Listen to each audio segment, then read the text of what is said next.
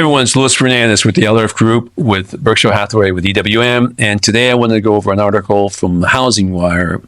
And it's talking about the Liberation Day, whereby President Trump announced the tariffs input on close to 180 countries worldwide. And of course, its effect on the housing market. And so I wanted to just go over it briefly with you all. It says here, Trump's Liberation Day imposes a dramatic global tariff regime. A 10% tariff will apply to all imports, while in some countries will get additional levies. President Donald Trump followed through on months of threats to enact global reciprocal tariffs Wednesday afternoon by announcing an executive order that places a tariff on all foreign imports. Under Trump's new tariff structure, there would be a baseline tariff of 10% on all imports, while many countries will receive an individual tariff rates that include the 10%. A 25% tariff on all foreign-made automobile imports will take effect on Thursday. The baseline tariffs will take effect on April 5th. And the tariffs on individual levies on countries will begin on April 9th. A 1-month pause on tariffs on certain Mexican and Canadian goods was scheduled to expire Wednesday as well, but Trump did not provide any update on that. However, reports indicate that the 10% baseline will not apply to those countries. So here's reciprocal tariff rates. And so for China, the United States is going to be charging 34%, European Union 20%, Vietnam 46%, Taiwan 32%, Japan 24%, India 26%, South Korea 25%, Thailand 36%, Indonesia 32%, and so forth. United Kingdom 30%. I'm skipping some of these here for those who listen to this via audio. Brazil 10%, Bangladesh is 37%, Israel is 17% tariff, Australia 10%, Turkey 44%, and Colombia 10% tariffs. In an hour-long speech in the White House, Rose Garden detailing the tariffs, Trump characterized April 2nd, which he dubbed Liberation Day, as one of the most important days in American history because, as he sees it, the tariffs was a declaration of economic independence. He believes that the world has been ripping off the United States for so many years, and now it's time for us to pay back. He says here, he framed the new tariffs rate as a discount relative to the levies imposed on the United States by each country, which he's long accused of ripping off the United States. Trump previously imposed a 25% levy on all steel and aluminum imports.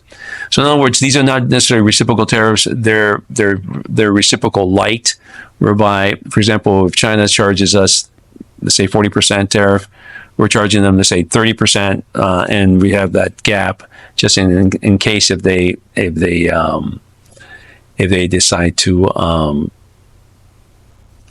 counteract our tariffs with new tariffs.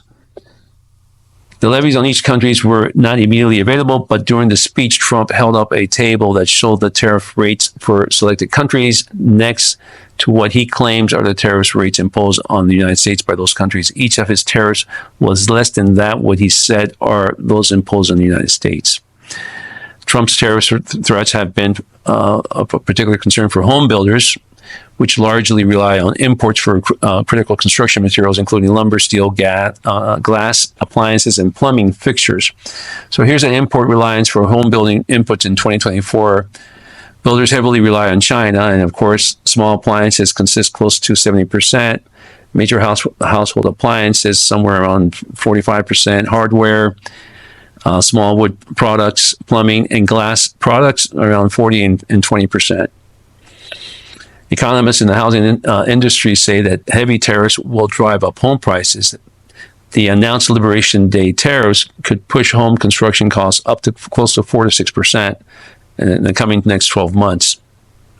When factored in with current inflation levels, there would be an estimated 10% increase in material prices, broadly averaging around $17,000 to $22,000 increase in construction costs per home.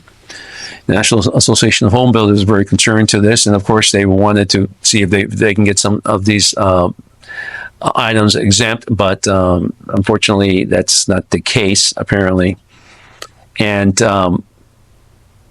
now the argument with the tariffs, of course, some economists believe it's an inflationary byproduct. Others believe it's actually deflationary. So that's yet to remain to be seen. And it says here, while tariffs on construction materials have the most direct impact on the real estate industry, and added inflation will have a secondary effect. If inflation rises, it will not only make it harder for prospective buyers to afford a monthly payment, but will also likely keep the mortgage rates high, as the Federal Reserve will be reluctant to drop the federal fund rate as a result. That being said, however, today the 10-year yield, I looked at it, it was at 4.1%, which the last time it was that low, you had to go back to August 2023. Which at that time was at 4%. And I looked at the interest rates today. They dropped to 6.5% nationwide. And the last time they were at that rate, it was back also in February. It was back in 2023, but in February 2023. So, the concern here is, I believe that too much too soon with regards to the tariffs, it's not so much can cause an inflationary issue. I think it can cause a deflationary, and that could also bring about a recession. And if a recession does happen, then of course the Federal Reserve will be forced to drop the interest rates, and that's going to also affect the mortgage rates, creating a much lower mortgage rate. So we could be seeing a couple more drops on the mortgage rates this year than anticipated.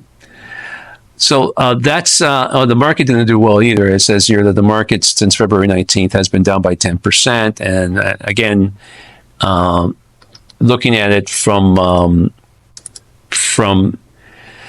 early this morning, the market was around 12 to 1,400 points down, the stock market, that is. So it's going to take a few weeks, maybe a month or two, for that things to stabilize a little bit. Again, what the stock market is looking for is for consistency, and see how this plays out moving forward. Clearly, we'll know more in the next 6 months to 8 months how the economy is handling this new policy of the Trump administration and its effect on the housing market. So I hope this information has been valuable. And again, if you're thinking about moving down to South Florida or anywhere across the country, we're licensed not only here, but also in New York, and we have a relocation specialist team. We'll be more than happy to assist you in regards to that. And thank you so much for watching and listening to us, because we're watching and listening out for you and in the best interest of your property. Till next time, all the very best. Bye-bye.